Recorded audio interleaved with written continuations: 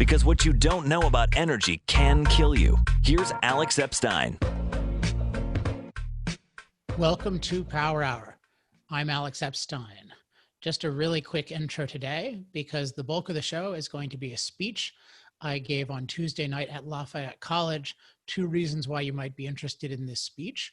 One is that I think it's the best version of the moral case for fossil fuel speech I've given to date. It includes a lot of insights and formulations that I've gotten while working on the moral case for fossil fuels 2.0. The other reason is this should have originally been not a speech, but a debate with Michael Mann. So if you want to know the backstory of this, listen on and you'll find out. Okay, so thank you all for coming. This is Alex Epstein. Alex is a philosopher, author of the book, The Moral Case for Fossil Fuels, and a founder of a for-profit think tank called Center for Industrial Progress. I want to tell you guys a quick word about how Alex came to be here tonight. So I invited Alex to Lafayette over 2 years ago. And after he agreed to come, we managed to secure the participation of a climatologist at Penn State named Michael Mann in a debate with Alex. Michael Mann is, again, a climatologist at Penn State who has been raising the alarm bells regarding anthropogenic climate change for many years. Alex and Michael Mann have had numerous, would you say conflicts online or arguments or disagreements online? I would say he attacked me and I asked him to explain himself and then he blocked me. So I don't know if that's numerous. But. Yeah, and so, but Michael Mann is a very prominent figure arguing that, man-made climate change is a big problem. We need to take drastic action in order to deal with it. Alex has a different view. The Mill series actually managed to get both of them, which would have been a great event because they have not debated, correct? That's true. Yeah, and so anyway, I think this might be interesting for you guys to learn. So so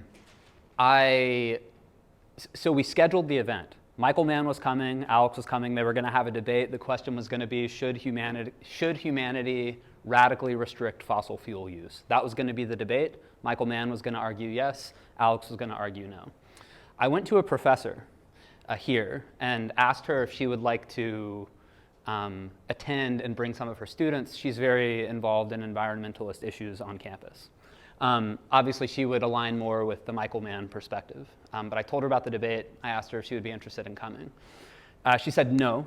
And her reasons were, she said a few things. She said, Alex does not meet the reasonableness threshold. So, and therefore, to give him a platform at a university would put a false impression in students' minds that his viewpoints kind of had more merit than they really do. That was her view.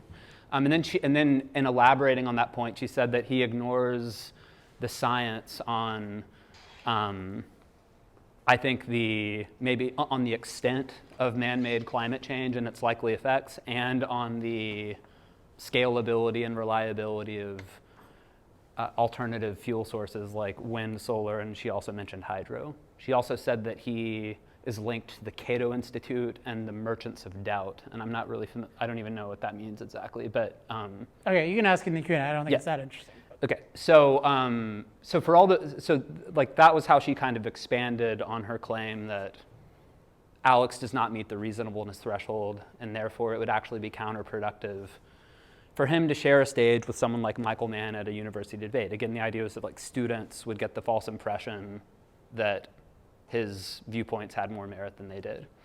So she said she would not attend. Fine, right? But then that same day, Michael Mann pulled out of the debate. And I later learned that some professors had contacted him and urged him to pull out of the debate. And then you guys might or might not know this, but Michael Mann was actually invited to do a solo event by Lafayette several months later. Okay? So, at that point I had already paid half of the Mill series, had already paid half of Alex's honorarium. So I knew that I still wanted to bring him, and the reason it's been so long is that I was actually waiting until my tenure decision was made. Because I thought if I brought him before my tenure decision was made, it might negatively affect the decision. Now the decision has been made, and so Alex is here. So anyway, 2 years after this all began, again, philosopher, author of The Moral Case for Fossil Fuels, founder of Center for Industrial Progress. Alex, take it away. Thanks. Please join me in welcoming him. Oh, thanks.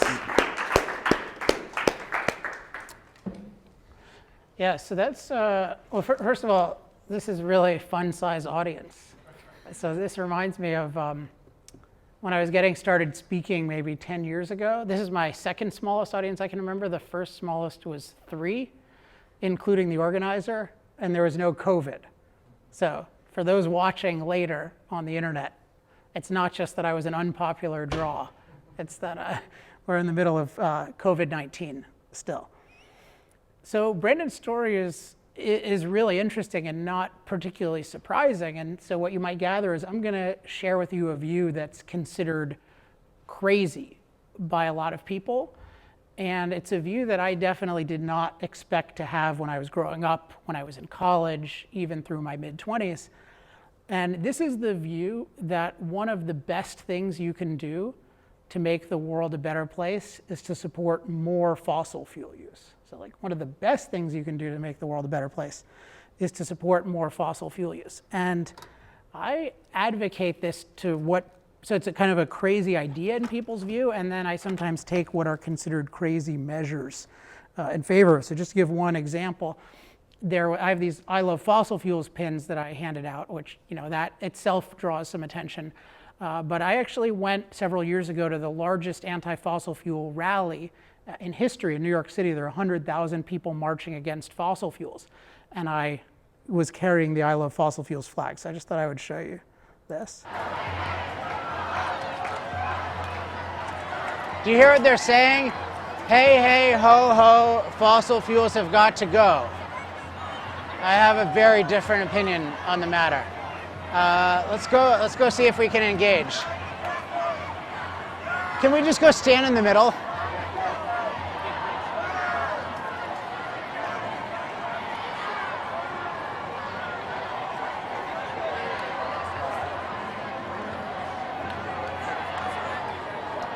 It gives you like a good backstory.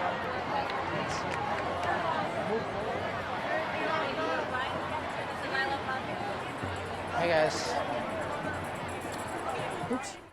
So yeah, there's a really interesting experience. They're all on YouTube. I'll share with you guys. If you put your actual email actually on the resources card, or if anyone watching this, just email Alex at alexepstein.com Lafayette, because I'm speaking at Lafayette, and I'll send you a whole bunch of resources, including this. But when I'm at places like this, people's question is, like, what the hell are you doing? Why are you doing this? And I'm curious, can anyone guess what people's number one explanation is? Why anyone would hold an I Love Fossil Fuels sign? Not you. Yes? Checking to see who engages with you?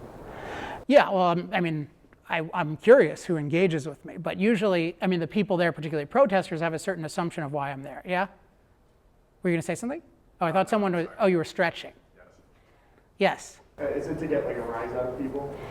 Okay, to get a rise out of people. Yeah, I think partially I suspect that. Okay, Brandon. Oh, no, you can go. How about that there's a tyranny of the consensus? So for most of us, actually, we don't have the time or the speciality to engage in any one, like we really have to focus on one narrow bit of information. So by design, we have to believe what the experts tell us. So if by and large the propaganda that's put forth is that fossil fuels are dangerous, you're putting up an opposition to that, and you're presenting the other side when it's so lopsided on one side. No, but he's asking why Well, so most that's why people. he's doing that. But he's asking why most people think he's doing it.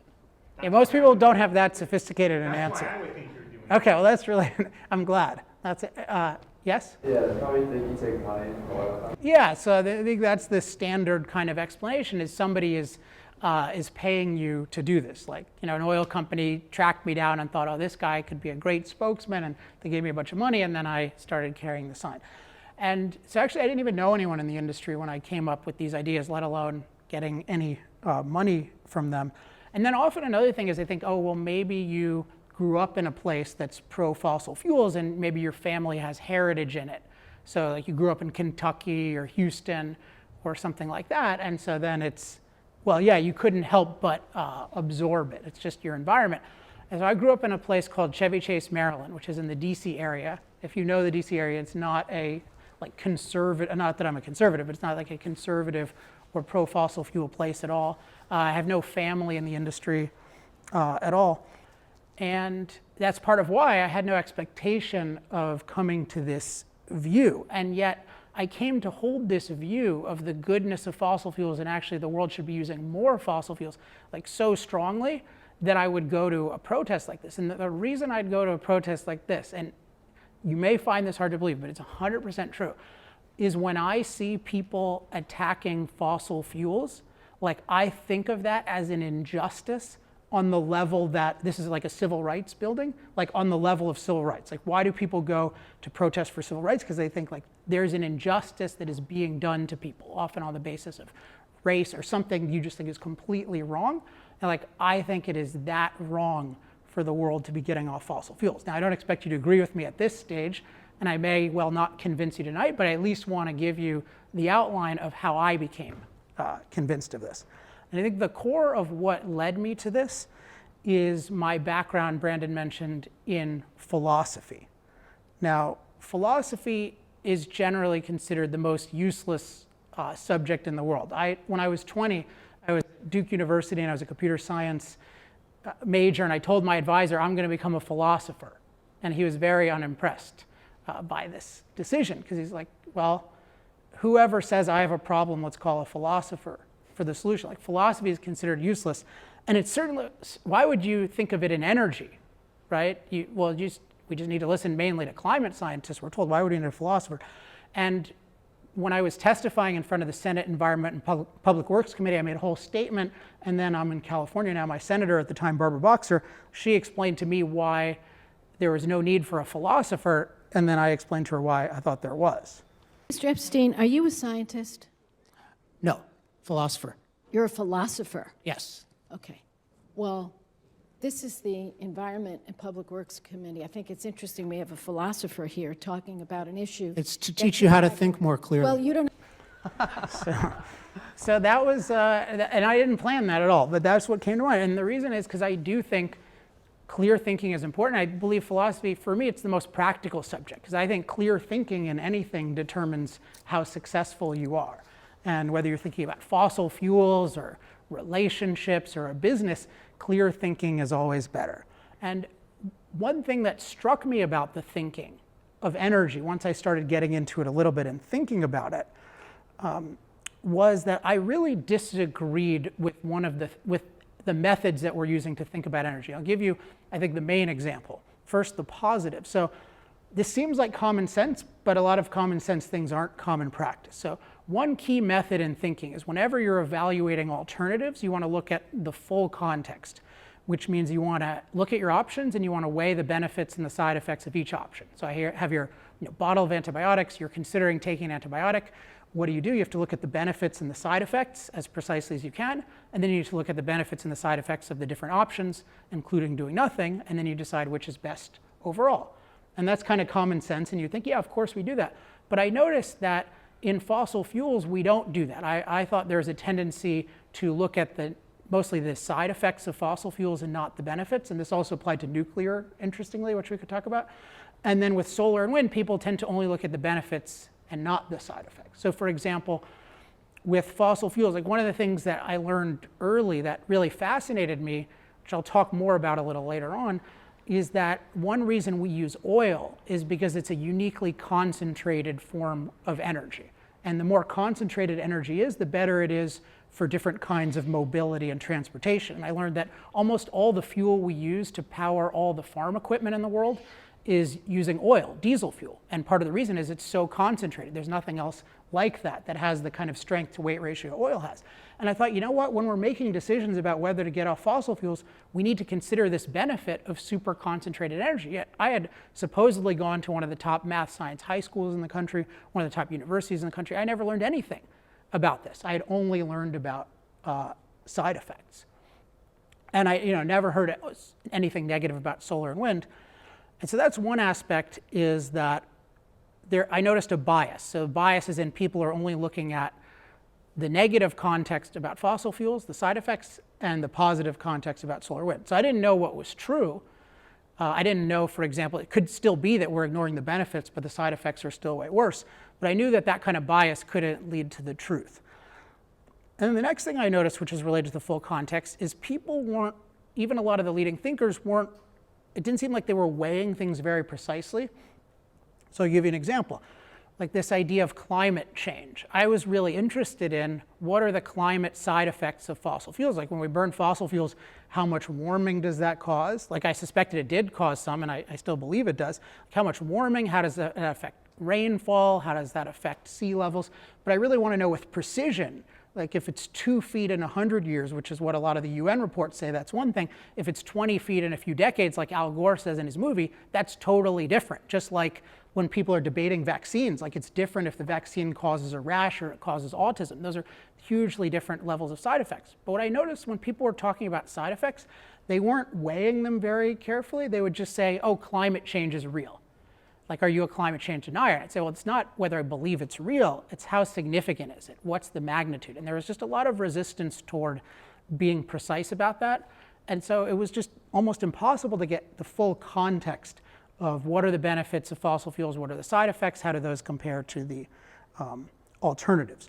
So I became very interested in weighing those benefits and side effects myself and looking at, particularly going forward, what can we expect the benefits to be, what can we expect the side effects to be. And when I'm thinking about that, I'm thinking in terms of a concept I like, human flourishing, which is a concept from philosophy, which different people have different interpretations of. But I'll tell you why I like this concept. The idea of human flourishing is human beings living to their highest potential. So you can think of like flourishing comes from flower, like a flower living to its highest potential, that's flourishing. A bear can flourish. Human beings living to their highest potentials, that includes the physical world, it includes the mental world, things like happiness, and it also includes things like environmental quality. You can't think of human beings as flourishing if they're suffocating on smoke all the time, or if they're just totally ravaged by storms all the time. And I also like it because it has a certain long-term connotation. So you can't think of something as flourishing if it's just doing something that's going to destroy it the next day or the next decade. So when I'm thinking about fossil fuels, I want to think in terms of human flourishing. So that includes like a safe and healthy environment. So today I'm going to share with you the 3 basic ideas I have about why the benefits of fossil fuels going forward will far, far outweigh the side effects. I'll just summarize them and then I'll jump right in. So one is, for decades to come, fossil fuels will be by far the lowest cost source of reliable energy for billions of people. Then point 2 is reliable low-cost energy is fundamental to human flourishing, including a safe and healthy environment. And 3 is that continued use of reliable low-cost fossil fuel energy will cause some warming, but it will be extremely manageable, not catastrophic. So I just want to stress, I'm not arguing fossil fuel use has no side effects. I'm not arguing it doesn't cause any kind of climate impact. I'm arguing that the benefits of using it far, far outweigh the side effects. So let's start with the first idea. For decades to come, fossil fuels will remain by far the lowest cost source of energy for billions of people. Now, this is definitely not the view that we hear today. I think often if you look at different newspapers, what you'll see is the view that solar and wind are rapidly replacing fossil fuels. So it's maybe we needed fossil fuels in the past, that's great, but in terms of going forward, solar and wind are where it's at. They can rapidly replace fossil fuels, and this is why there's a very popular movement of what's called 100% renewable, which is mostly solar and wind. You look at, for example, in the presidential elections and in the elections, many candidates are saying either 100% renewable, get off the fossil fuels off the grid by 2035, get off fossil fuels entirely or be, quote, net zero by 2050. So it's definitely viewed that this statement is not at all true, and that if anything, solar and wind are going to be cheaper and they're going to create a lot of great jobs. So why do I think something contrary? Well, I'll share with you 3 facts that really shape my perspective. And fact 1 has to do with how long different alternatives, fossil fuels, have been around. So my perspective before I started studying energy was that most of the alternatives to fossil fuels are new. So I thought of it as, because I really had this question, and maybe you have the same one, when I was a teenager and in my 20s, like, why are we still using oil? Why are we using coal? You know, you read about the Industrial Revolution in the 1800s, like they're using coal, and we're still using coal, and it's, at the time it was like 2010, now it's 2020, like oil, and they're kind of grimy and dirty, why, and, you know, gas can explode.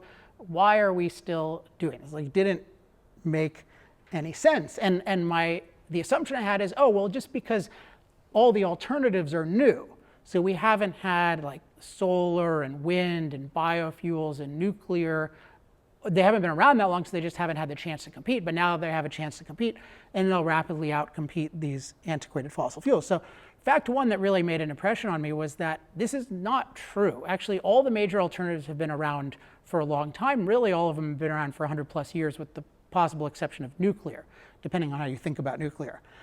So it's over the last 100 years, entrepreneurs have tried to produce low-cost, reliable energy using many different fuels. So sun, wind, water, waves, tides, geothermal heat, wood, crops, radioactive materials like uranium and thorium, of course, oil, coal, and gas.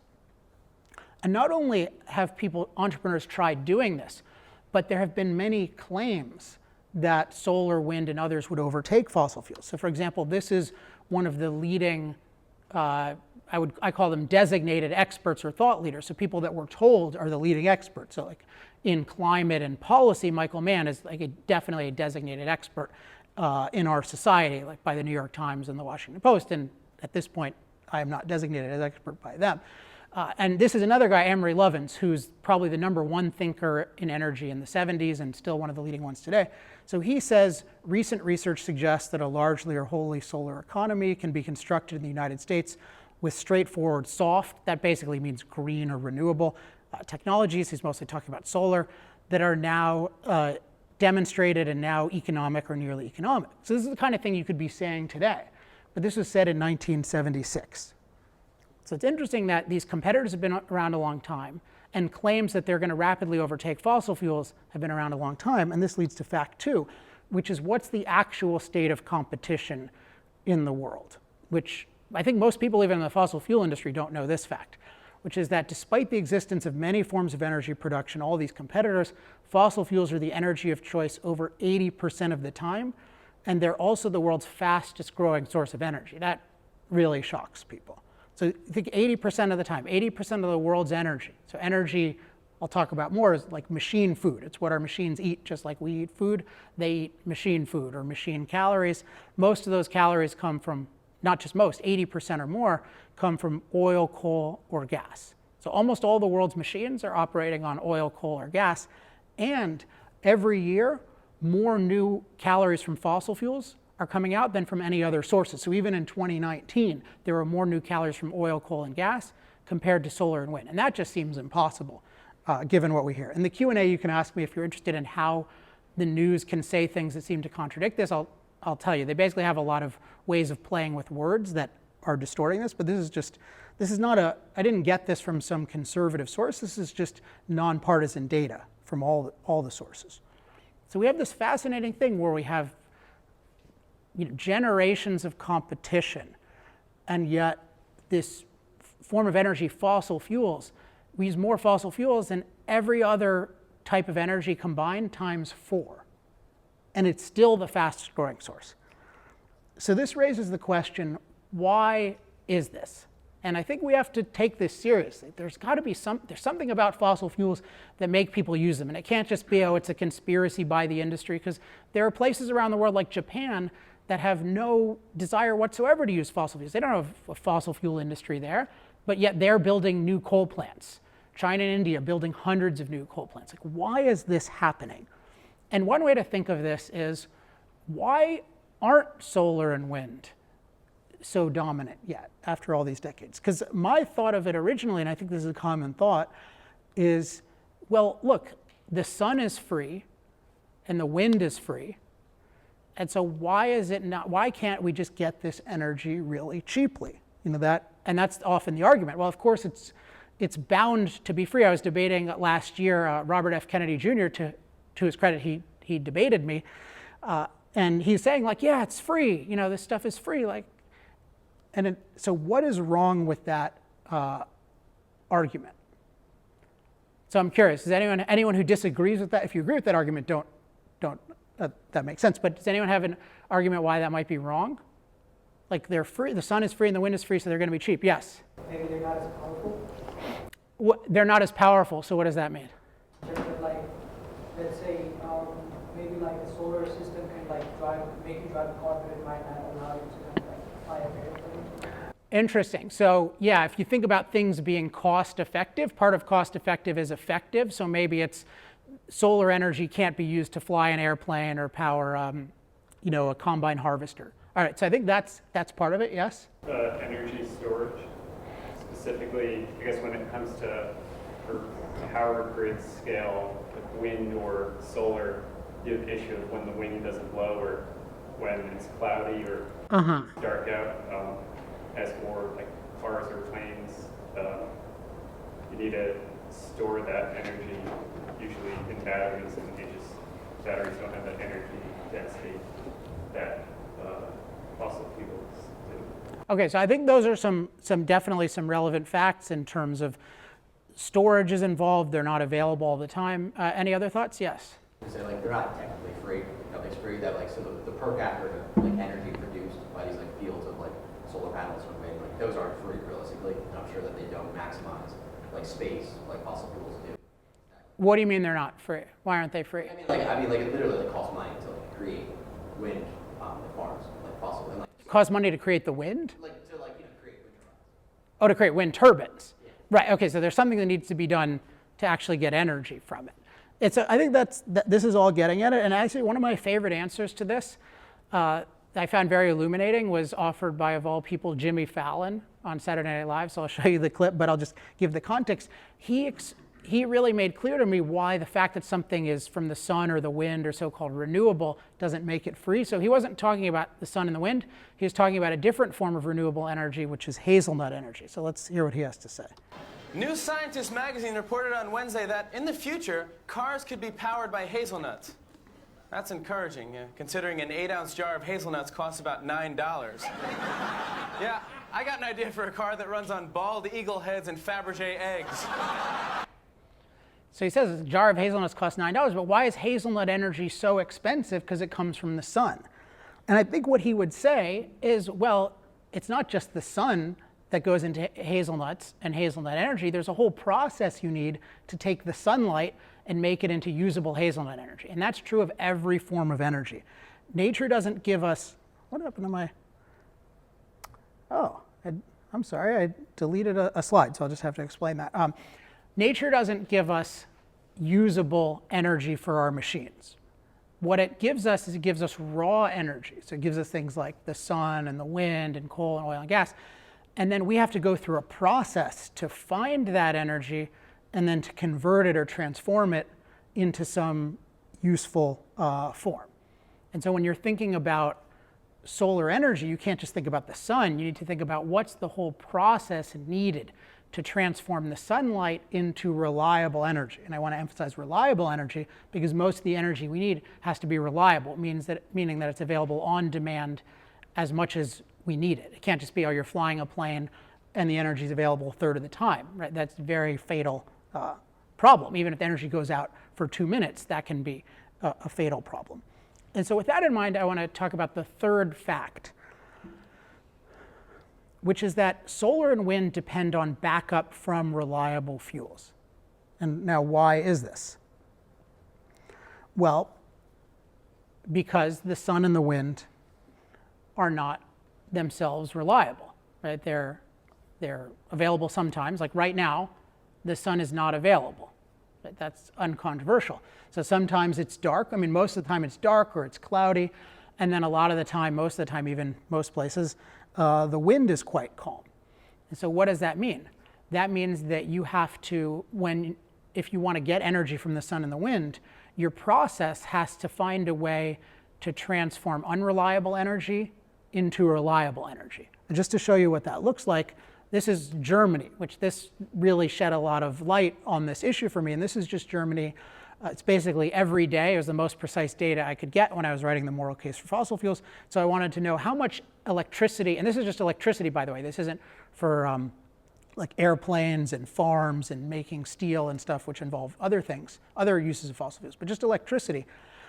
And I wanted to know how much are they using, and then how much is coming from solar and wind. And what you can see is solar is black, wind is gray. And so sometimes it's a decent percentage. It might be 30 or 40 here. Today it's a little bit higher.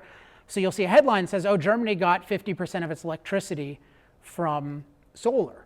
And if you go minute by minute, you can say even higher. So it might be 75% a minute. You think, oh, great, Germany's powered 75% by solar and wind. But what's actually happening is it's sometimes being powered that much, but sometimes it's almost to zero when it's dark and when the wind is calm.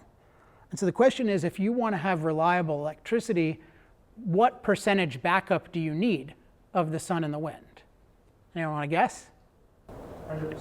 Nearly 100%, very close to 100%. There's some interesting debates about this, but it's essentially it is very close to 100% because it's pretty frequent in these systems that you'll go down to like 3%. And so if you're going down to 3%, and people still need the 100%, what do you need? Well, you need coal, gas, nuclear, hydro, so something reliable. Doesn't necessarily have to be fossil fuels. I'll talk about why it's mostly fossil fuels in a second. But it has to be some reliable power plant. So what does that mean? Well, when you're thinking about the cost of the sun and the wind, it's not just the cost of the solar panels and the wind turbines. And it's not even just the cost of those plus all the massive transmission lines that you need to take distant solar and bring it to a city.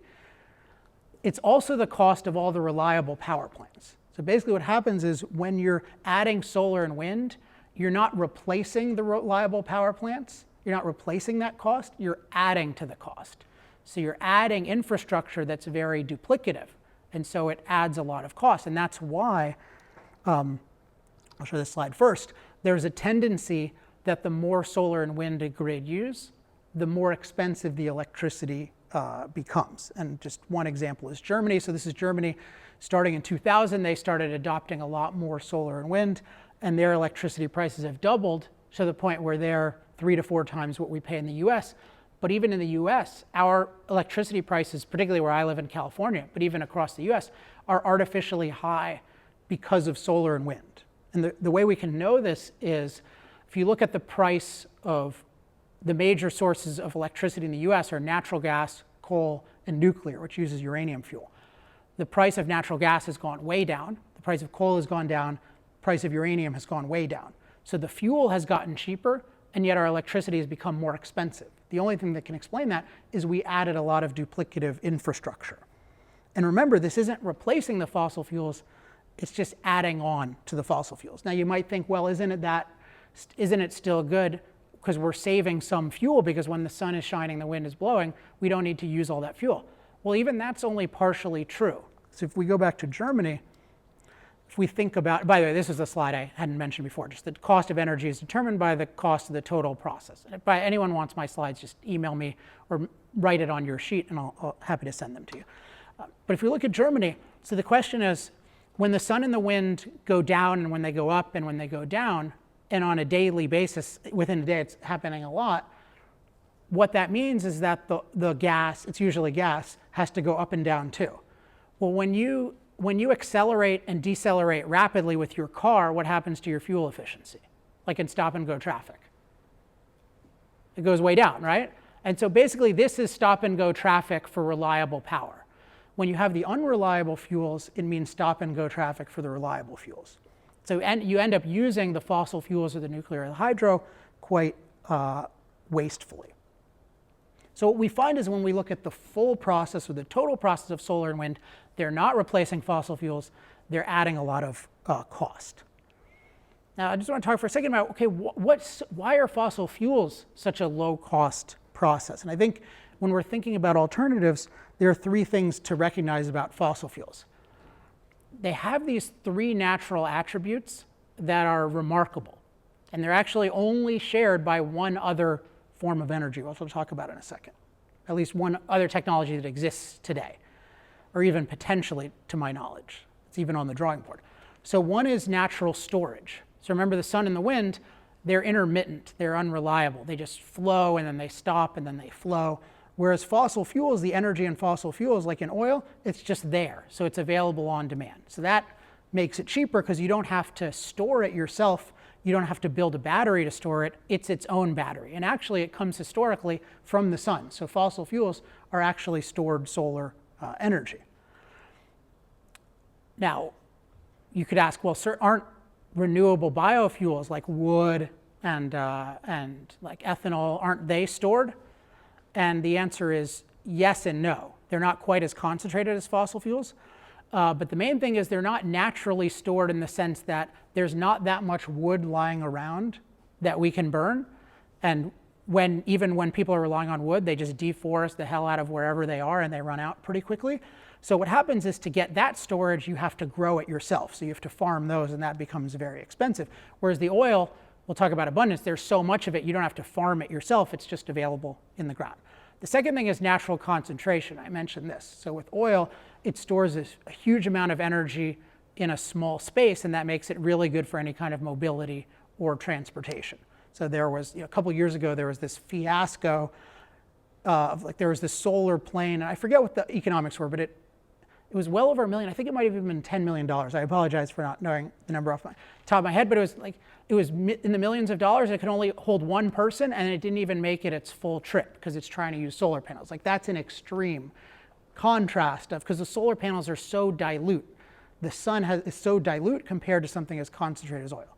So fossil fuels are naturally stored, naturally concentrated. And then the third thing is they are naturally abundant. So there's a ton of them. And the reason is because they come from ancient dead life, including plant life, that through processes was just stored underground and turned into these fuels.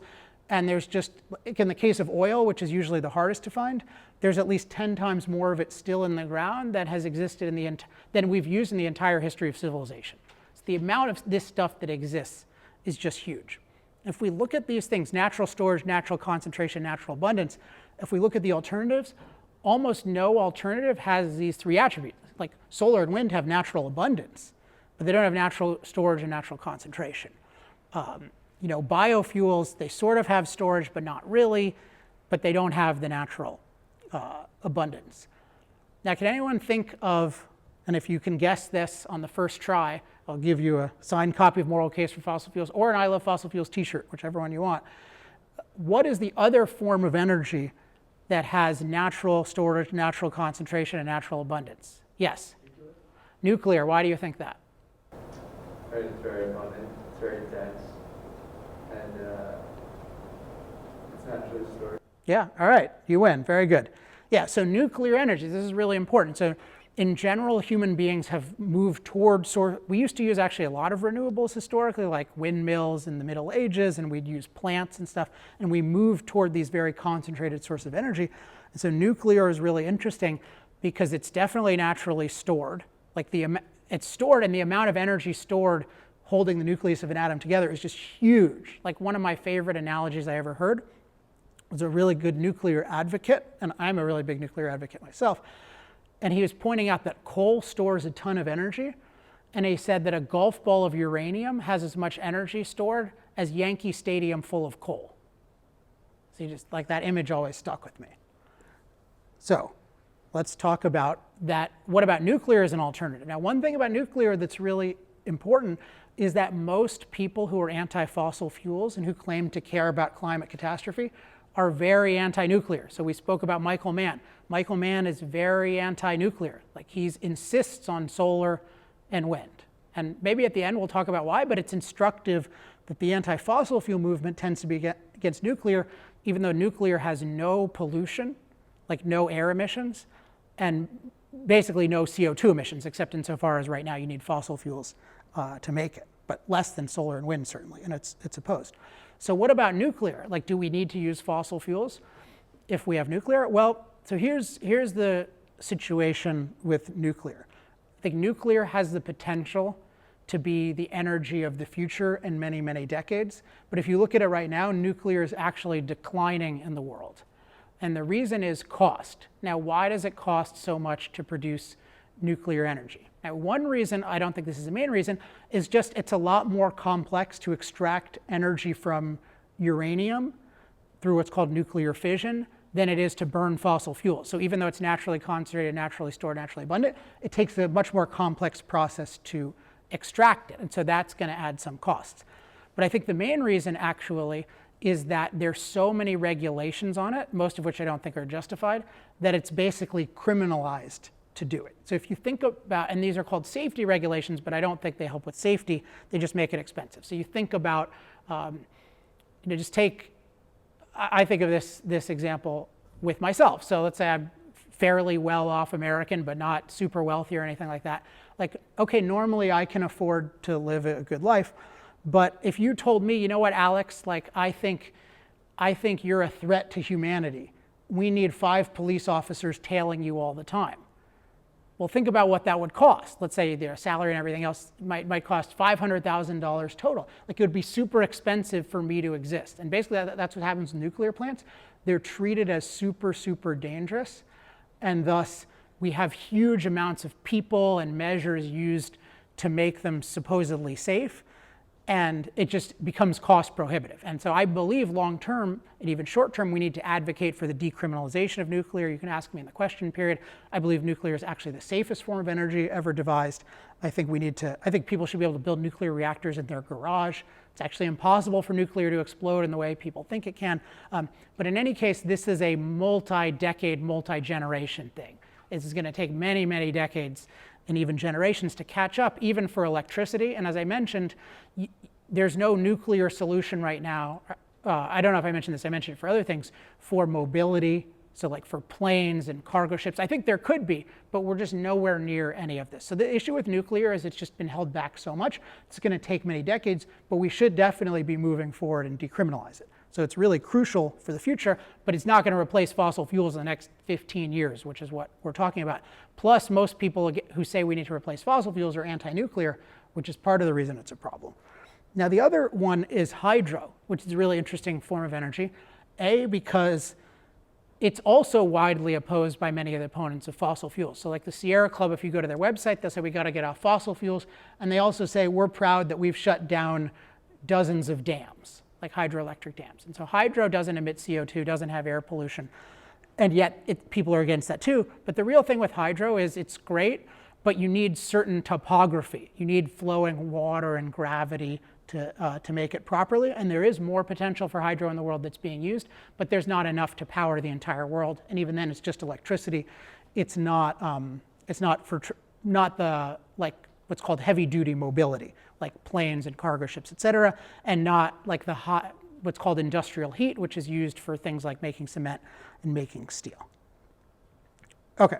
So that is the summary, and that's going to be the longest point because there's just a lot of technical detail, but it's important to get that this is why I think fossil fuels will be by far the lowest cost source of reliable energy for billions of people. There will be other things that are low cost on some scale, like hydro. Hopefully we can start improving nuclear processes, but there's nothing that can replace fossil fuels. So if we want billions of people to have as much energy or more energy, then we need to continue using a lot of fossil fuels. And so that raises the question, well, should we? How important is it that billions of people have reliable, low-cost energy? Especially if we're concerned about CO2 emissions. Maybe CO2 emissions are so bad that we should be willing to deprive people of reliable, low-cost energy. That's a position that you can have, but I think we need to recognize there is that trade-off. So if you want to dramatically lower CO2 emissions, you have to reduce energy use in the world. Right now, given the state of reality, there's no getting around that. You could wish it to be differently, but that's the fact. So there is this trade-off between energy use and CO2 emissions. And if you wanted to deal with it the best way possible, you'd advocate nuclear, which most of the opponents of fossil fuels don't, but even there's still a big trade-off. So this raises the question, how big a deal is reliable, low-cost energy? And this leads to my second point, which is that I think it is fundamental to human flourishing, including a safe and healthy environment. So I said, I think in terms of human flourishing, what makes human life go as well as possible, including having a safe and healthy environment. What I'm arguing is that this energy that people aren't paying much attention to, this is fundamental, which means everything depends on it, which means to lose it would make the world a much worse place and a much less safe and clean place. Now, why do I think this? I want to share with you some facts. And this, I think, is the most important fact about energy and really about life that we're almost never taught. So forget for a second on the top left is CO2 emissions. I want to focus on the others first. Start with the bottom right. We have population. So for years, and this is going back 2,000 years, but this is true going back 10,000 years and more. Population of the Earth was very, very small, well under 500 million. Now, why was it so? And then it suddenly skyrocketed up. Well, why? Well, one big reason, if you go up to life expectancy, is that life expectancy was under 30 for thousands of years. I mean, the average one of us would live to 30. I just turned 40, so this is very poignant to me.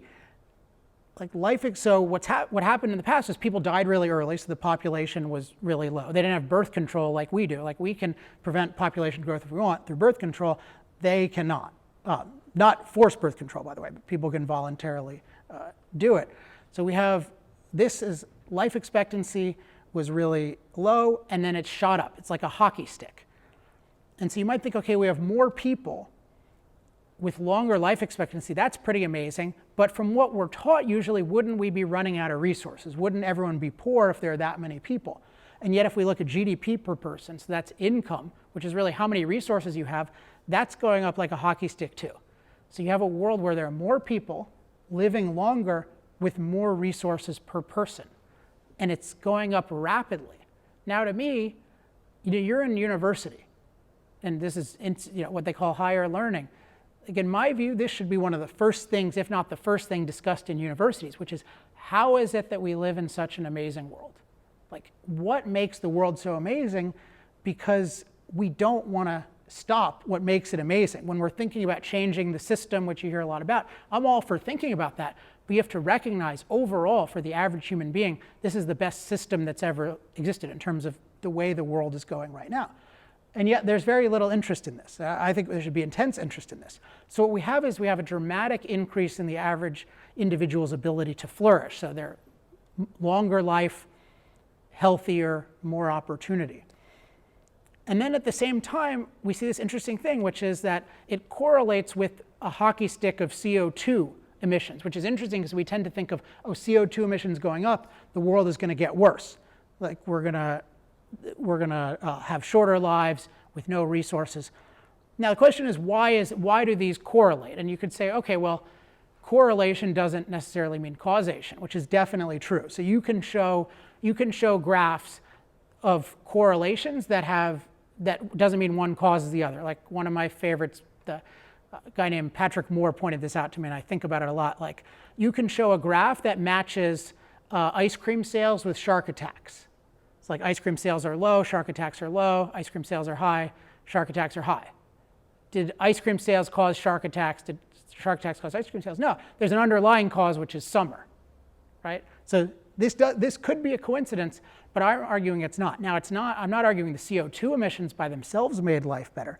But remember, CO2 emissions are what come from fossil fuels, and fossil fuels are the overwhelming source of energy. What I'm arguing is that there's a very strong reason why low energy use means really bad life, really bad world to live in for the average individual, and really high energy use means really good life. So why is this? Why am I arguing energy is fundamental to human flourishing? And you might be thinking, like, how could it be energy, really? Because, for instance, isn't it medical research or sanitation or developments in science and technology? And I'm going to argue, yes, all of those are crucial, but they all depend on reliable, low-cost energy as well. So why do I think energy is so important? Well, one way to think about this is to ask a question that's also not asked. There's a question of how did life get so good? One way to get at that is, why was life bad for so long? Why was life bad for so long? And I'm going to give a very controversial answer, but that nobody can give a refutation of. And the answer is that Earth is overrated. What do I mean by that? I mean, Earth is not naturally conducive to human flourishing. So think about that. Like, we're taught to revere the Earth. The Earth is amazing. Like, for all we know, it's the only planet that can support life.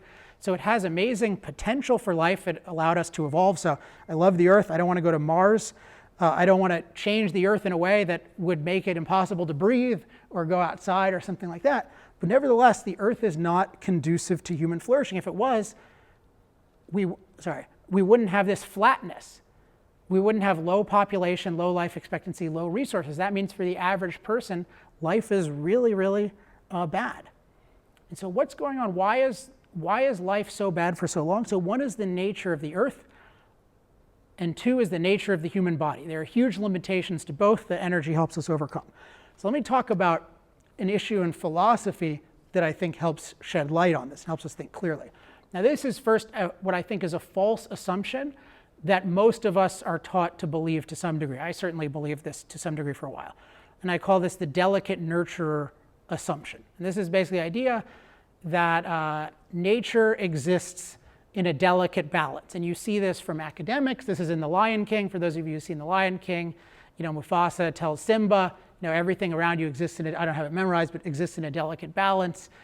And this is what we're taught, like absent human impact, nature exists in a delicate balance, and it has these three attributes. It's sufficient, meaning it'll give us what we need. It'll give us the nourishment we need. It's safe. It'll keep us safe. We won't have all these climate disasters as long as we don't impact nature and make nature angry. And it's stable. It won't change too much. You see this particularly when we talk about the climate. People talk about the climate like, oh, the climate is this wonderful thing. But if we anger the climate is going to punish us. So there's this view of, the climate is a delicate nurturer. And on this view, if nature is a delicate nurturer, human beings are really viewed as what I would call parasite polluters. So when we hear human beings talked about, it's like we just plunder the Earth. Like, we're just taking stuff, we're gobbling resources, we're consuming too much, and we're polluters. We just make it dirty.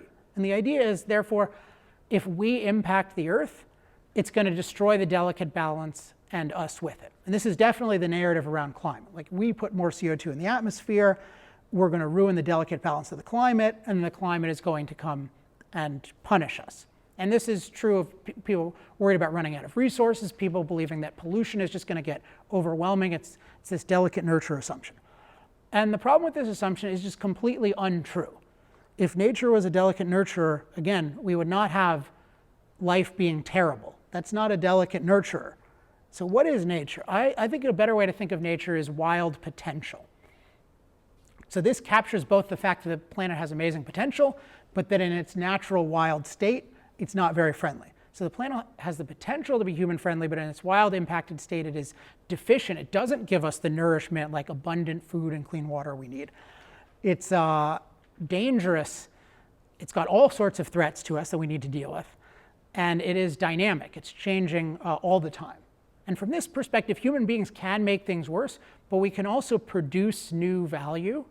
So for example, we can take things on the Earth that weren't resources and make them valuable, like aluminum wasn't a natural resource, it wasn't naturally a resource, and then we made it a resource. It was super abundant, but it was useless to us, and then we made it useful.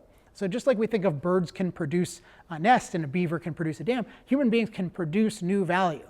And we're also improvers. We can take dirty things and make them clean. So you think about like a swamp that's carrying malarial mosquitoes, like we can drain that swamp and make the local environment cleaner and safer for human beings.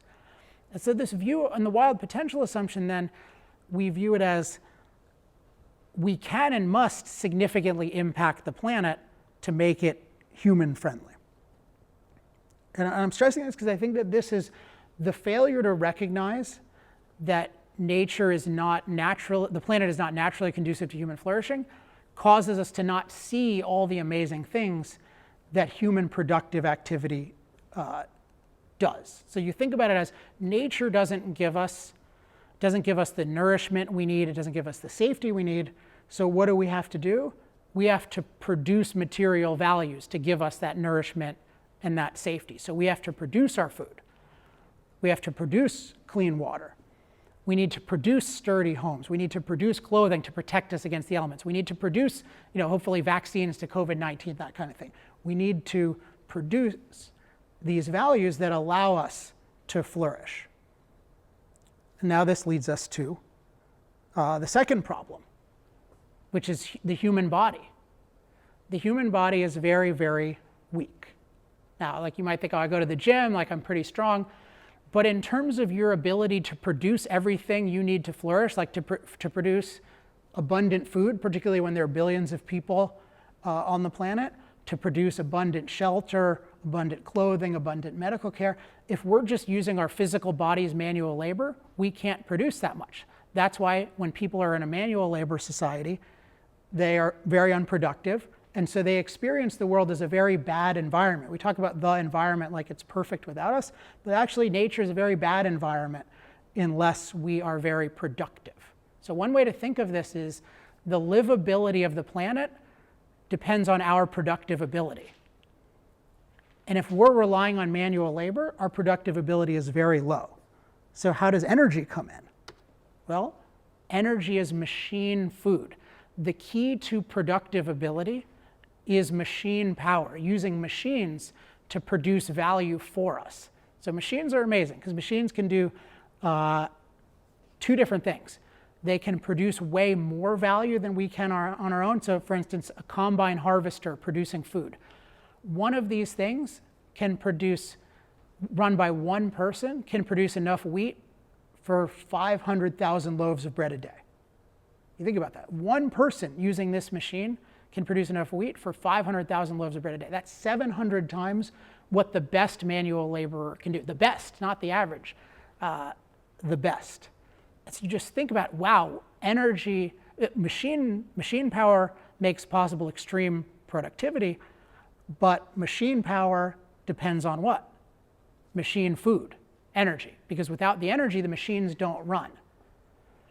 And so the more machine food we can use, the more machines we can use to produce the values we need to flourish.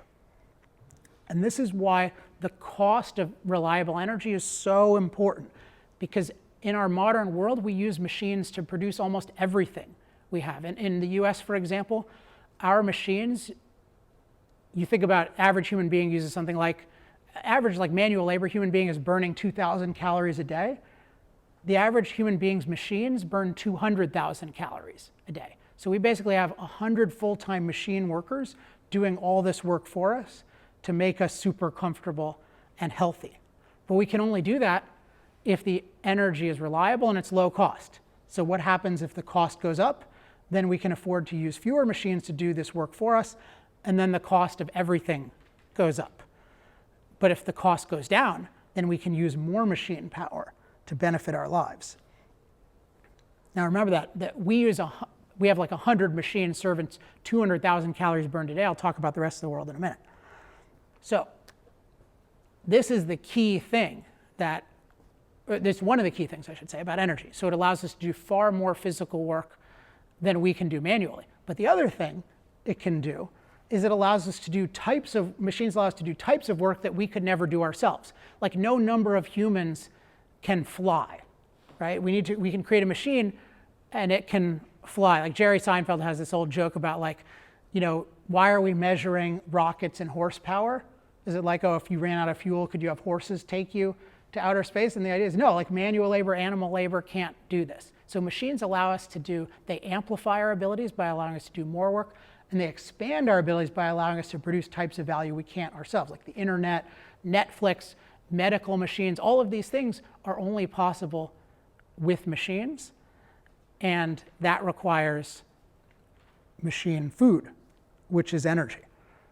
Now let's go back to the original thing. So this, you might say, this is really important. We can be a lot more productive, but aren't there things that are more important? Like what about medical progress? Like isn't that really what's driving things? And so let me ask this. I have another copy of the book, or I have an infinite supply of t-shirts if anyone wants those, or I can send you a book. What do you think my answer is to the argument that, oh, it's not really energy that's responsible for increasing life expectancy, it's medical progress? Or more broadly, it's scientific and technological research. You already got the prize. Yes? We need energy to be able to carry out those experiments or the technology, the machines and stuff to do the research that leads to medical advances. Good. So that's half the answer. So you win, but then we can have one other winner. So part of it is all these things. So modern scientific and medical research is not being done on abacuses, right? They're not being done on pen and paper. They have amazing machines that are involved. So modern innovation requires machines to be very effective. Now, what would be my other answer? Can anyone think? The teacher can't answer. Okay. Machines maybe free up time from time that was spent doing like manual labor, so that people could invest like that time and now like doing scientific research or whatnot, because they don't have to be growing their own food. Exactly, 100%. So you can have two if you want. Just write it on the sheet. This is a key thing about the relationship between energy and human flourishing. It's the lower cost energy is the more time we have to think and innovate. Because think about what life is like normally. We need to consume value every day, right? We need to consume food, and then we're eventually, like we're using our shelter, we're using our clothing, which wear out. So we need to take time to produce those things. And when we have manual labor, most of our time is taken producing the crude necessities. If most of your time is taken producing the crudest necessities, you're not engaging in innovation.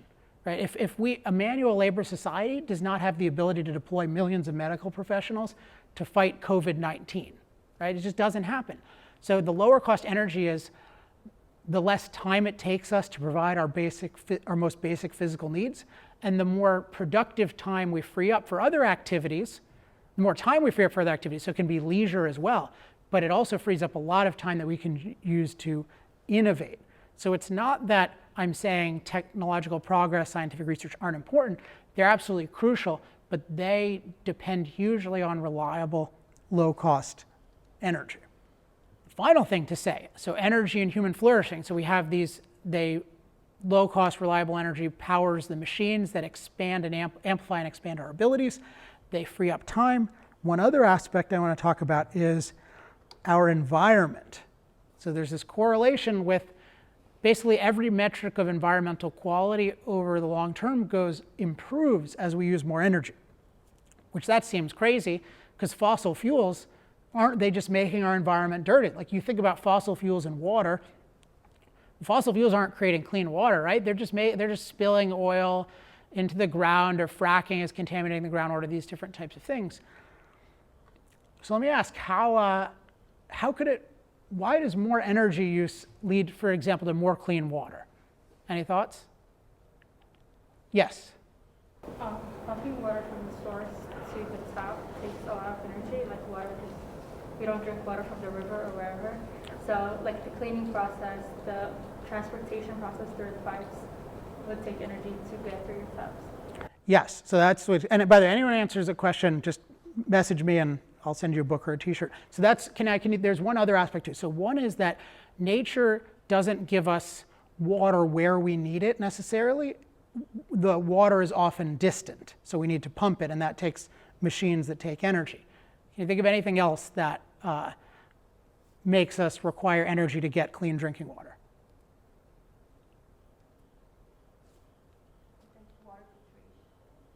Oh, I was asking everybody, you answered too, that's good. Yeah, water filtration, why? Why do we need water filtration? There's like toxic minerals or something in the water. Yeah, there could be toxic minerals. So the way to think about it is nature doesn't give us accessible clean water. There's this idea that nature just gives us Evian and Perrier and Fiji, and it's all natural. And it's true, there are some really nice places for water, but that's not where most of us live. And so what we need to do is we need to pump water from where it is to where we need it, which takes machine power, and then we need to purify it from a dirty state to a clean state, which takes a huge amount of machine power. And so if we recognize that, then we get, oh wait, and this is a mind shift that was really big for me. Like nature doesn't give us, like fossil fuels don't take a naturally clean environment and make it dirty. They take a naturally dirty environment and make it cleaner. Now they can also have dirtying impacts, so we want to address those, and I'm going to talk about those under side effects. We have to recognize that energy makes the world a much cleaner place. And this idea that nature doesn't give us like a safe and clean environment, it really helps explain the issue of climate. Because I'm going to tell you what the most single surprising thing for me when I started looking at this issue was, which was what's been the trend as we've used more fossil fuels? What's happened to the safety of our climate? Because when I started studying this, I thought, well, of course, climate has gotten much more dangerous. Like, of course, deaths are up from extreme temperatures and floods and certainly wildfires. I mean, given what we hear this year, and drought, anything you can think of course, those are going up. And so my suspicion is, well, those aren't going up, like those aren't as bad as the benefits of fossil fuels are good, but still climate's becoming more dangerous, and I'm concerned it's going to be way more dangerous. And then somebody pointed out to me, well, have you ever looked at the data about how dangerous climate is? And I said, no, I hadn't. I said, well, there's a statistic which you can call climate-related deaths or climate disaster deaths collected by nonpartisan agencies. And what's happened as we've been using more fossil fuels and CO2 emissions have gone up? Actually, climate-related deaths have plummeted. So since the 1920s, which is the first time we have any decent data, the death rate from climate, so the percentage of people who die from climate-related causes, has gone down by 98%, which means the average person is 1/50th as likely to die from a climate-related cause as they were in the 1920s. So how is that possible? Well, if you recognize that the Earth is not conducive to human flourishing and it's a very dangerous place, then it makes sense, because the Earth doesn't give us a safe climate that we make dangerous. It gives us a very dangerous climate we need to make safe.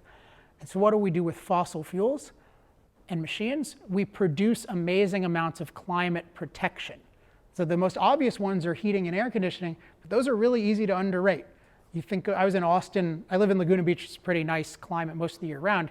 Even sometimes there we need air conditioning. But I was visiting a friend in Austin, it's like 105 outside all day. And yet, good air conditioning system, fairly low cost electricity, and it can make comfortable in 75 inside the house. You just think about what an ability that is, or keeping warm in the winter. But it's not just that.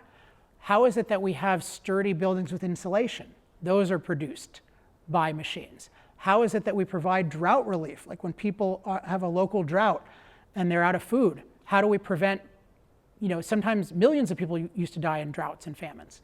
Well, we have machines that transport huge amounts of food from one place to another.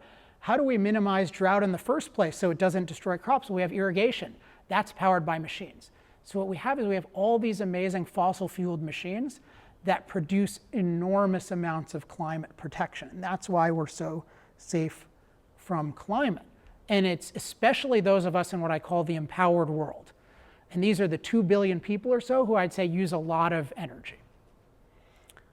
And partially the reason why it's gone down for everybody is because in the empowered world, we help the less empowered world out a lot. So for example, there's a drought in some place in sub-Saharan Africa. Now we're able to help alleviate it. But it'd be much, much better, it'd be infinitely better if everywhere people had low-cost energy, low-cost machine power, so then they could really produce climate protection and handle almost anything.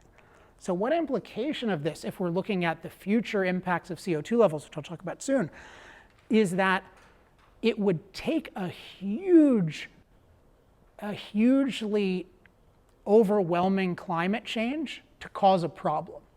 Because think about it, nature has huge climate danger, and we've basically mastered it by producing all this climate protection.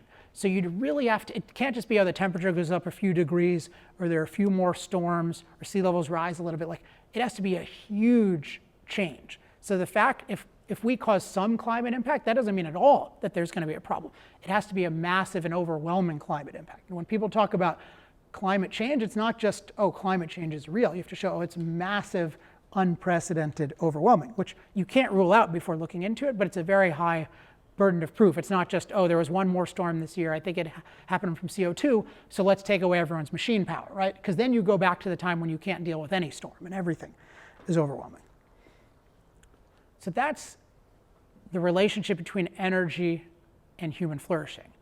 So again, the lower cost energy is, the more we can use machines to produce the values we need to flourish, the values that nourish us and the values that protect us, including climate protection. And also all the values that fulfill us. You just think about even enjoying nature, how much machines are involved in that and building the roads and getting you there.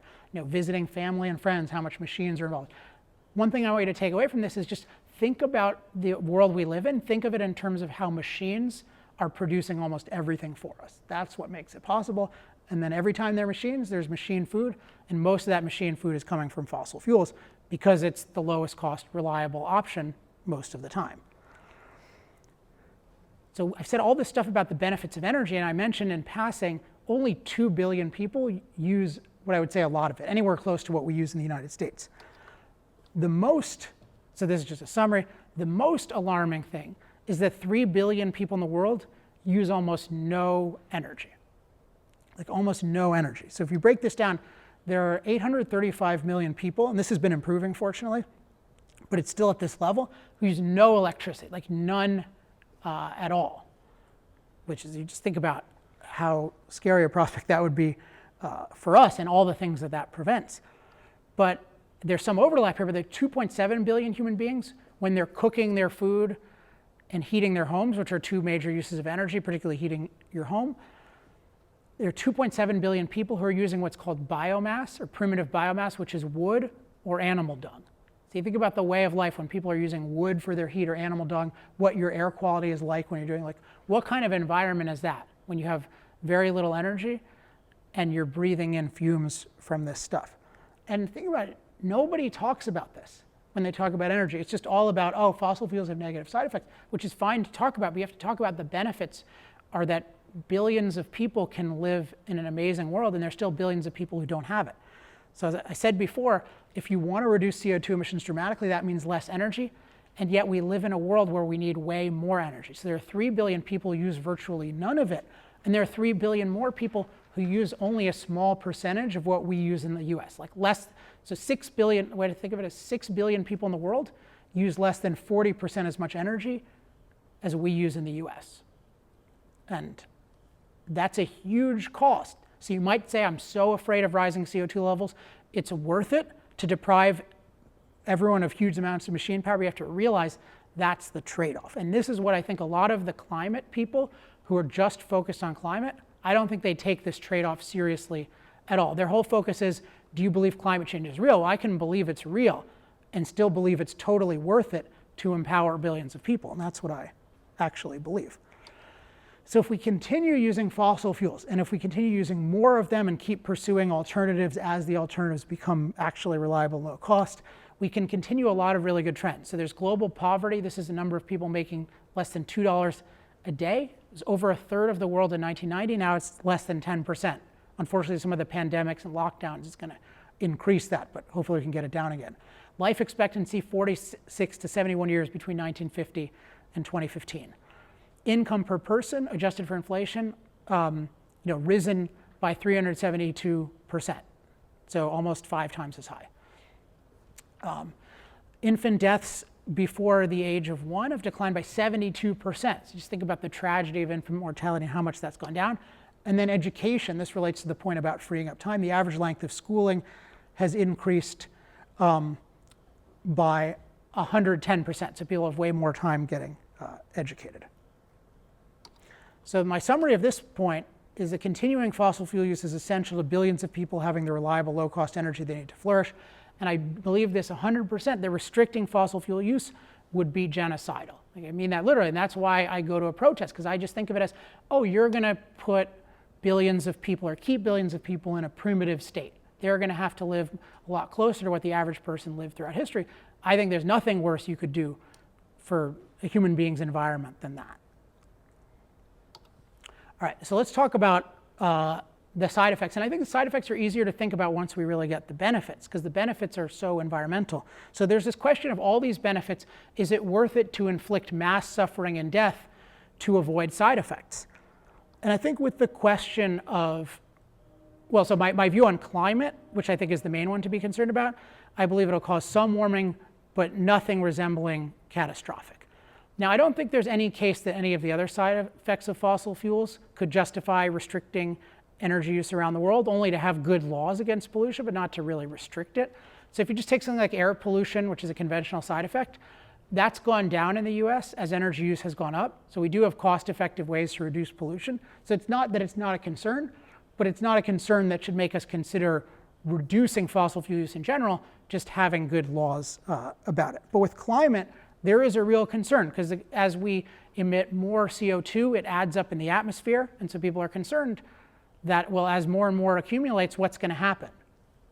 And if a certain type of thing happened, it would be like you would need to stop it. Like, for example, if just warming was very rapid and out of control and completely unstoppable, and the Earth heated 50 degrees Fahrenheit or something like that, that would basically be the biggest tragedy ever. Like you have to recognize, yeah, to stop this, a lot of people are going to have to die to avoid a much worse fate. But it's like, it would be like the biggest war ever, kind of like against ourselves. But we have to recognize that there is such a cost. So I do believe it's really important to look into this issue, but we need to do this with precision, not the kind of sloppiness I mentioned. So I'll just give you the overview of my view, and you can read more in the book and in other places. So I'll just give you three things that really changed my perspective on this. And all of these, I want to stress, these are not speculation. This is not from political sources. These are all easily verifiable. So fact one is that environmental thought leaders, the people who are designated experts like Michael Mann, have been predicting imminent climate doom for 30 plus years. He's a little bit younger, so not him in particular. He's been doing it for maybe 20. But for example, this guy, Paul Ehrlich, so he's one of the world's leading ecologists. Not in the late 60s or early 70s, he said, if I were a gambler, I would take even money that England will not exist in the year 2000. Climate change is one of the reasons. Now, one of Ehrlich's proteges and collaborators, John Holdren, you may recognize him. He was President Obama's chief science advisor, so a very high-level guy.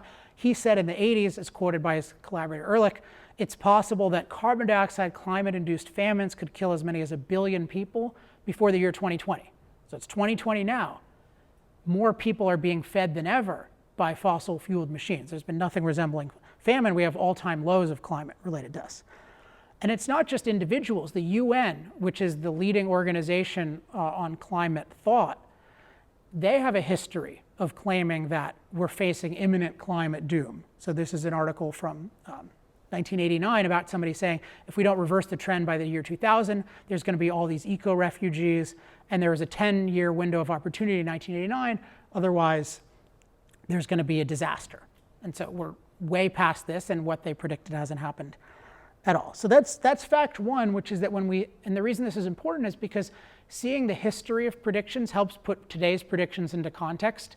Just like if you hear a fortune teller for the first time and they sound really confident, you might think, oh, maybe I am going to die if I take this flight. But like if you see them make 100 wrong predictions, then you become suspicious there's something off with the method. So there is this history of wrong prediction. Doesn't mean the present ones are going to be wrong, but it opens up the possibility that they could. Fact two, which I addressed from a different perspective, is that we've been increasing CO2 in the atmosphere for 170 years using fossil fuels. So it's not a completely unprecedented thing for them to go up. And what we found is that human beings are safer from climate than they've ever been. So I showed you this before, this climate-related deaths. CO2 in the atmosphere is going up, climate-related deaths are going down. I mentioned the main reason is because we're using fossil-fueled machines to produce so much climate protection. It overwhelms all the massive natural climate danger.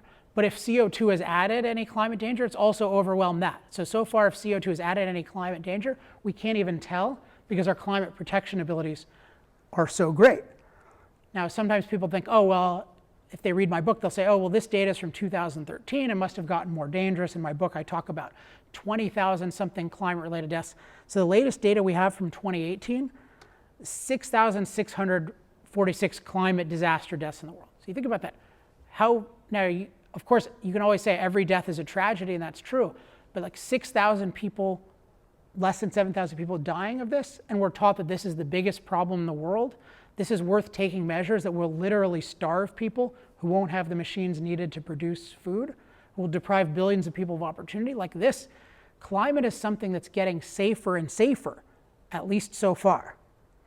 So how is it possible? Again, it's because we're so good at producing climate protection with machine power. One way to think of it is, you can think of us as masters of climate when we have low-cost machine power. So it's the climate mastery benefits of low-cost, reliable energy have far outweighed any negative side effects. Now, does that mean that that's going to happen in the future? It doesn't necessarily mean it's going to happen in the future, but when people are making predictions, they better account for climate protection and climate mastery. And what you find is when you look at the negative predictions, they almost never account for climate mastery. That's why they're wrong. And so this is the third fact, and this has to do with how much warming we can expect. And this is while certain environmental thought leaders have predicted runaway warming and rapid sea level rises already, we've experienced only 2 degrees Fahrenheit, 1 degree Celsius, you'll often hear it in terms of in the last 150, 170 years, with sea level rises that are very slow compared to our ancestors. So there's this prediction of predicting it's going to get a lot worse. But what's actually happened is not what people have predicted. And why is this? I believe it's because man-made climate influence or climate impact is real, but it's very exaggerated. Remember, we have to be about precision. It's not just that we impact climate, it's how much. And I think it's dramatically exaggerated in the past. And I have reason to, and I think it's definitely being exaggerated going forward. So why do I think this? Well, one reason is, if we look at the history of the planet, it would be one thing if today's CO2 levels were record high, temperatures were record high, if the planet had never been in this state, it would be pretty scary because it'd be, oh, this is unprecedented territory. What's going to happen? Are we going to become like Venus, that kind of thing? But what this shows is this is CO2 levels are purple, temperatures are blue. What you can see is they're both at very low levels in terms of the geological history of the Earth, including, various evolutionary ancestors of ours thrived when CO2 levels were more than 10 times higher than we are today, and where temperatures were 25 degrees Fahrenheit warmer than today. Earth thrived for long periods of time with either temperatures 25 degrees warmer, life on Earth, and CO2 levels more than 10 times higher. So what this shows, and the Earth didn't burn up or any of these crazy things. So what this shows is that whatever CO2 is going to do in terms of warming, it's not going to burn up the planet or go out of control or something. Now, why is that? Because we're taught to think, oh, if we just add a little more CO2, at some point it's going to be a tipping point, it's going to be a disaster. Well, if you look at the physics of CO2, it makes a lot of sense. And this is something every climate scientist agrees with, and I'll qualify where they disagree, but they almost never talk about it. And I was really mad when I learned it and I started asking about it. Nobody would ever dispute it. But I thought, like, why wasn't I never ever told this? And this goes to what you can call the trajectory of how CO2 works. The trajectory means as you increase CO2, how much warming occurs. So one thing would be a linear trajectory. So it'd be like one new molecule of CO2 warms like this, or you just take like 100 parts per million, it would be like 100, 200, 300, so it's like linear. So X amount of CO2 leads to Y amount of warming. That would be potentially alarming depending on the rate. But the alarming thing would be accelerating. So that every new molecule of CO2 warms faster than the last. So it looks like this. And that's certainly what I was led to believe. But in fact, it's actually a decelerating effect, or technically a logarithmic effect, which means each new molecule of CO2, when you can isolate it, has less of a warming impact than the last one. So you get diminishing returns. Each new one adds some warmth, but it's less than the last. So there are different analogies you can think of this to, but it's like, if you're painting the barn red, like the first coat of paint, you can still sort of see the barn through it, but then you use another coat and it gets redder, and then it gets a little redder and little, but at a certain point it doesn't get that much redder because it's already pretty red. And that's a simplified version of how this works. So what we would expect is that more CO2 leads to warming, but that warming starts to taper off per unit of CO2. And what we see, if we look at this in a human context, what we see is we've increased CO2 from 0.03% of the atmosphere to 0.04%, so about 50% increase, relatively speaking. And the temperature's gone up 1 degree Celsius, 2 degrees Fahrenheit. And to put that in perspective, this is how much daily temperature varies in New York. So the amount of temperature increase from our perspective is actually quite small. So you need a real burden of proof to show how this effect that's a decelerating effect is somehow going to lead to out of control accelerated warming. And if Michael Mann were here, he would say, well, they're what are called positive feedback. So even though the effect is decelerating, it'll increase things like water vapor, and that'll lead to accelerating. But even they admit that over the long term, it's going to start decelerating. So they might say, oh, it'll get 4 degrees warmer by the end of the century, 4 degrees Celsius. They might even say at the extremes like 10 degrees Fahrenheit, which I think is very unlikely. But even that, human beings could totally handle, and in some ways would be more desirable. I'm not saying I'm wishing for that, but if we have to weigh trade-offs. Because remember, the trade-off is billions of people not having energy, not having a modern life. Like, human beings could totally adapt to anything, even the people who claim dramatic climate change. I haven't seen one scenario that has been held by any significant percentage, even of climate scientists I think are wrong, that human beings could not adapt to. So I think the main thing going on with climate is not that the predictions are exaggerated, although I think they are. It's that people underestimate adaptation. They underestimate our ability to master climate by using machines to produce huge amounts of climate protection. That's why they keep thinking the world is going to end. Just to give you one thing about, let's look at sea levels. We're taught sea level rises are unprecedented. This is from Wikipedia, which is very biased against fossil fuels and against me for that matter, if you look up my entry last time I checked anyway. But 10,000 years ago, we were dealing with really rapid sea level rises. Today, they're very slow. They might be less slow than they were 100 years ago, but they're not rapid. And if you're worried about sea level rises, just consider over 100 million people in the world already live below sea level because of climate mastery. Like, they live below sea level. So what is going to happen to sea levels that human beings are anywhere near this rate that human beings will be unable to adapt to? The whole basis of this climate catastrophe view is that you could call it, it's not climate mastery denial. Just denying the fact that human beings are really good at mastering climate. So they say, oh my gosh, sea levels are going to go up 2 feet. Whether that's true or not, sea levels go up 2 feet in 80 years or even 4 feet in 80 years, human beings can adapt. If you restrict energy use, human beings cannot adapt very well to that because manual labor is so limited. So this is basically the end. My summary is we're having a mild warming influence on climate that we can readily adapt to. And my guess is that it'll continue to be mild, but even if it's significantly more than I think, we can readily adapt and it's totally worth it compared to disempowering the world. And so my full context conclusion about fossil fuels is that they have irreplaceable benefits and extremely manageable side effects, and thus they should be a leading source of energy for decades to come. Just to give you 3 quick policy conclusions, because we're in an election year, I'm not going to endorse any candidate, but because there are a lot of issues involved, but I want to impress upon you, this is a huge issue. So overall, if the world continues and expands our massive use of fossil fuels, life will get better across the world. If the world rapidly eliminates the use of fossil fuels, life will get worse across the board. That's a huge understatement. I mean, billions of premature deaths if that happened. I don't think that's going to happen. I don't think that everyone in the world is going to agree to stop using fossil fuels. Again, China and India are building hundreds of coal plants as we speak right now, and I think they should.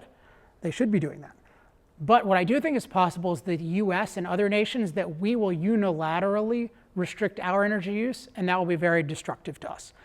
And that's something I'm trying to prevent. So if the US tries to rapidly eliminate fossil fuels, our lives will get far worse and far less secure from foreign threats. I think it's super important, whatever your party is, your affiliation is, to advocate for better energy policies, to have more energy freedom, including the freedom to use fossil fuels, and to reject these things like the Green New Deal, 100% renewable, net zero by 2030. Like, all of these things are like complete disasters that will hugely handicap Americans, particularly poor and middle class Americans, and they'll do nothing, by the way, about CO2 levels around the world. The only way to stop CO2 levels from rising long term is innovation that makes low carbon energy cheap, and it's almost certainly going to have to be nuclear. So I'm all for decriminalizing nuclear, but not for criminalizing fossil fuels. So again, whatever your party or anything like that, make this an issue. So if you're a Republican, encourage the Republicans to talk about this. If you're a Democrat, encourage Biden or whoever else to not oppose fracking, to not support these crazy schemes, because they are genocidal. And just to give you a resource, and I'll email this to you as well if you put your email address on the thing. EnergyTalkingPoints.com is a resource I created a couple months ago. And what this has is very short, I think punchy, well-referenced talking points on every issue. So climate, fracking, CO2 emissions, nuclear, anything you can think of, you could get really good talking points and share them with people. So really encourage you to check that out.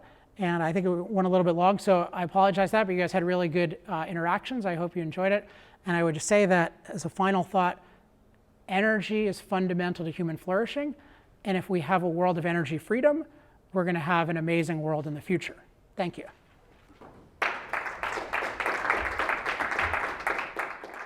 All right, hope you enjoyed that speech. There's also a really, really interesting Q&A period that I'll either share on the show next week or at least post it. I'll at least post it to YouTube. It just depends on when it's available. It should be available in the next week. There's also a really interesting podcast interview I did with Von Dyke and with his podcast partner, who's an artist in the area, interestingly. And that was a super wide-ranging interview where we talked a lot about frameworks, not just for thinking about energy and environmental issues, but for thinking about basically every issue in life. So look forward to those. That podcast should also be out next week. All right. As always, if you have any questions, comments, love mail, or hate mail, email me at alex@alexepstein.com. I've been mentioning lately, I've been doing a lot of virtual speaking. So if you'd like a virtual speech or an in-person speech, I think I've done 3 in-person events in the last month. So happy to do those as well. Just email me, alex@alexepstein.com.